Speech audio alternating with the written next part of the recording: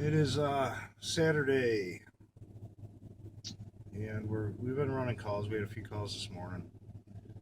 I think this is my 5th call today. And I guess this call, furnace was making noise, so we're gonna get in there and find out what's going on. It looks like it's running right now because there's heat coming out of the chimney. So let's get in there and see what's going on. Excuse me. Let's get in there and see what's going on. And we'll go from there. See if I can get some footage on the inside. Alright guys, be back in a minute here. Okay, I'm going to apologize for my analyzer being so loud, but we're going to do a startup test on this boiler. Customer said she's got heat in one room, no heat in other. Single thermostat, single zone. Well, a few different zones, but it's on a single thermostat. PRV wasn't opening, so it needs a new PRV. But we're going to do a combustion test.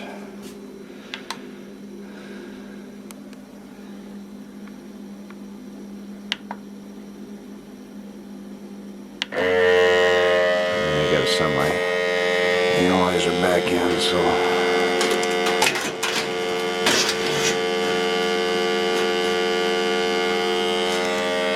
we got a leaky vent right there. That's got to be replaced. It's been leaking for a long time.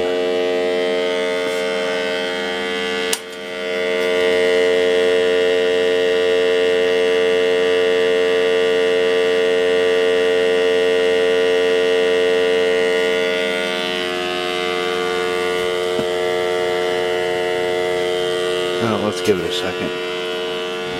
Oh, there it goes. Just lit up.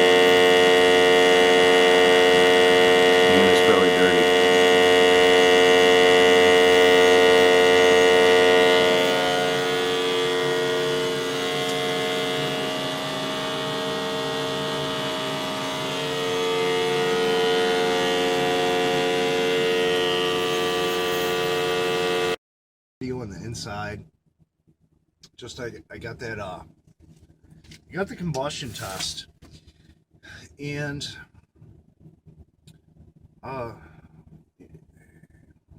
you hear a lot of guys that talk about combustion, how you shouldn't stick your meter in there on startup, but I do. And the reason why is I want to find out from start to finish what that thing is actually doing. The reason why I want it there on startup is what that's going to tell me is basically how the startup is, how big my pilot is, how much gas I'm dumping, are my burners adjusted, are my burners dirty? There's a lot of things you can find out on startup of a boiler or a furnace with that combustion analyzer in there. Like this one. This isn't a really good example. This one had some kind of venting issue, or the cement was actually gone from the boiler, I didn't really get into it too much because basically, you know, I had what, probably 13 to 1500 parts per million when running, and it didn't want to come down. It came down a little, but not enough to be safe to run. Safe to run, you know, is they consider 400 parts per million. That's your cutoff.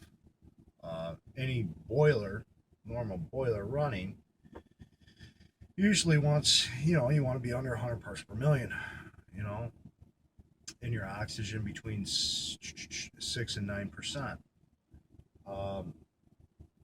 But with this one, I was watching CO. I wanted to see what was going on with it, and it didn't want to level out. So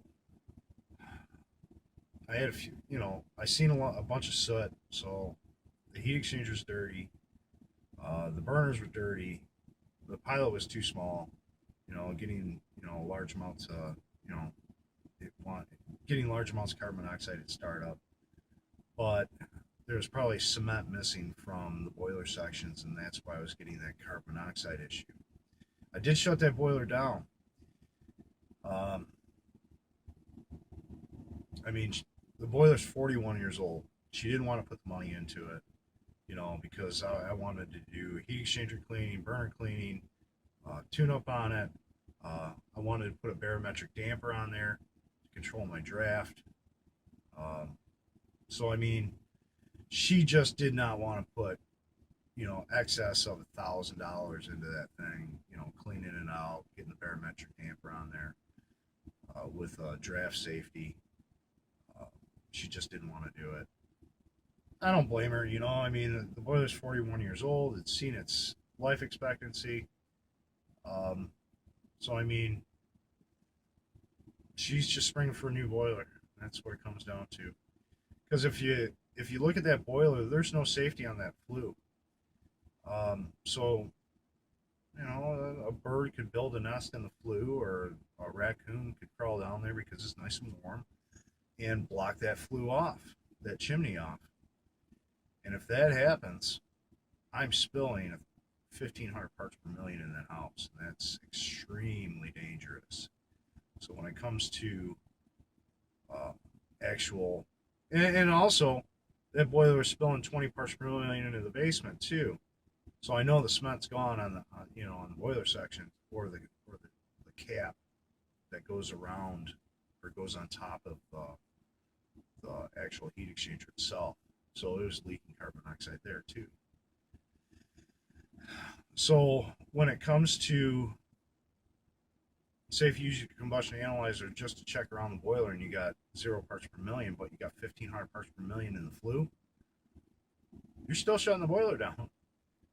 Even though it's in the flue, there's that possibility where that raccoon could crawl down the chimney, or a bird can, squirrel can get down there lodged in the flue of the boiler. Seen it. You know, I've seen it many times, and it does happen. So, I mean, these are the things you got to consider. You got to consider about the what ifs. What if this happens? And it does happen, and a lot of people don't realize how often it does happen.